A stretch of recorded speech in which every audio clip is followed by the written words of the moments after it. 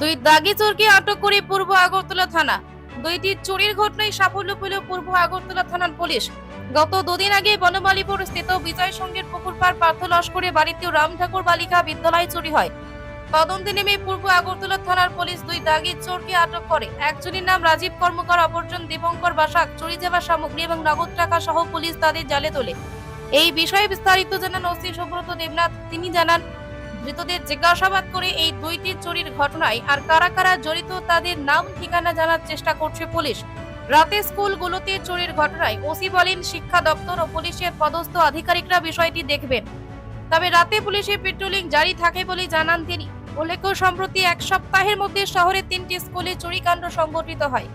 গত 13 তারিখ আমাদের রাম ঠাকুর গার্লস স্কুলে আমরা সকালবেলা কমপ্লেন আসে, গার্লস স্কুলে চোর ঢুকে এবং ভিতরে ইন্টারনাল যে কলাপসাল গেট, ওই গেট এবং হেডমাস্টার রুম এবং অফিস রুমের তালা ভেঙে এবং আলমারি, স্টিলের আলমারি ভেঙে জিনিসপত্র কিছু চুরি হয়।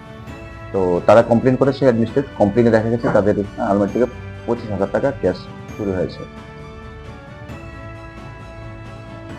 আমরা ঠিক তার আগের দিনও চোর আমাদের কাছে রিপোর্ট আসে পার্থ লস্কর বাড়িতে, অর্থাৎ বিজয় সঙ্গে বনমালীপুর, ওনার বাড়িতে চোর জানালা দিয়ে প্রবেশ করেছিল। তো এখানে চোর বিশেষ করে জিনিস চুরি করতে পারেনি, তবে ওনার ওয়ালেটটা মিসিং ছিল, ওয়ালেট হারিয়েছিল, কিছু টাকা ছিল ওয়ালেটে, এই বিষয়ে। তো ওইখানে আমরা ভিডিও ফুটেজ পেয়েছি যে বনমালীপুর পার্থ লস্কর বাড়িতে ওনার ভিডিও ফুটেজ পেয়ে আমরা চ্যাটটা আইডেন্টিফাই করেছি, হ্যাঁ, যে চোরটা, এটার নাম রাজীব। তারপরে আমরা টোটালি তাকে, আমাদের স্টাফ এবং আমরা টোটালি তাকে তল্লাশি করি, খুঁজতে আমিও কালকে সারা রাত্রে ওকে নাইট করেছি। কিন্তু ফাইনালি ওকে কালকে ভোর রাত্রেবেলা আমাদের গোলবাজার তামাল চৌনি ছিল, হ্যাঁ, রাত্রে 3:30 নাগাদে আমাকে ওকে আমরা ধরতে পেরেছি। এবং তার কথা অনুযায়ী আরেকজনকে আমরা দীপঙ্কর বসাক, ওনাকেও আমরা অ্যারেস্ট করেছি।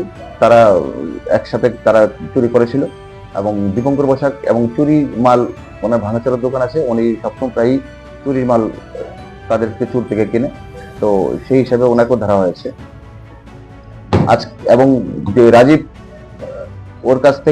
কর্মকার, ওর কাছ থেকে করে দেখা গেল 5,000 টাকা আমরা ক্যাশ রিকভার করেছি।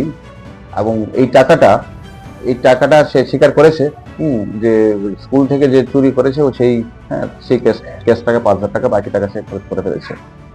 এবং আমরা বাকি যারা আছে, হ্যাঁ, তাদেরকেও আমরা চেষ্টা করেছি। কিন্তু ওইখানে যে সিসি ক্যামেরাটা, রাম ঠাকুর সিসি ক্যামেরায় যে ডিভিআরটা চোর নিয়ে গেছিল, তার স্কিল লেবার, তার জন্য এখান থেকে কোনো আমরা ভিডিও ফুটেজ পাইনি। তো হাওয়ার আমরা ওই টাইমিংটা দেখে বাকি আমরা দেখছি, হ্যাঁ, বাকি টোটালি চোরকে আমরা করবো। মাঝখানে চুরি অনেকটা কমে গেছে, লাস্ট 10-15 দিন আমার কাছে চুরি রিপোর্ট আসেনি, কিন্তু রিসেন্টলি এই দুটো ঘটনা, চোর প্রবেশের দুটো ঘটনা ঘটেছে।